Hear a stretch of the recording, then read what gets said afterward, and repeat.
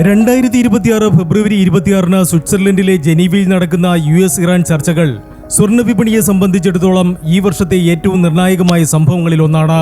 President Trump ഇറാന് 10 മുതൽ 15 ദിവസത്തെ സമയം മാത്രമാണ് നൽകിയിരിക്കുന്നത്. ഈ സമയത്തിനുള്ളിൽ ചർച്ചകളിലൂടെ ഒരു തീരുമാനത്തിലെത്തിയില്ലെങ്കിൽ ഇറാനുമേൽ സൈനിക നടപടി ഉൾപ്പെടെയുള്ള കടുത്ത പ്രത്യാഘാതങ്ങൾ ഉണ്ടാകുമെന്ന് അദ്ദേഹം മുന്നറിയിപ്പ് നൽകിയിട്ടുണ്ട്.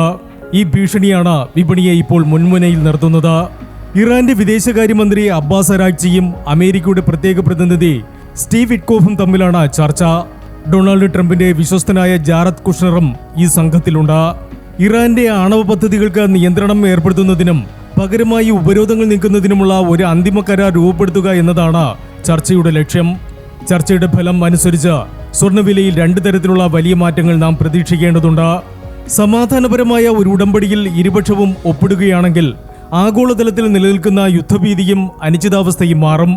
അതേ തുടർന്ന് സുരക്ഷിത നിക്ഷേപം എന്ന നിലയിൽ സ്വർണത്തിനുള്ള ഡിമാൻഡ് പെട്ടെന്ന് കുറയുകയും അന്താരാഷ്ട്ര വിപണിയിൽ സ്വർണ്ണവില ഔൺസിന് $200 വരെ ഇടിയുകയും ചെയ്തേക്കാം.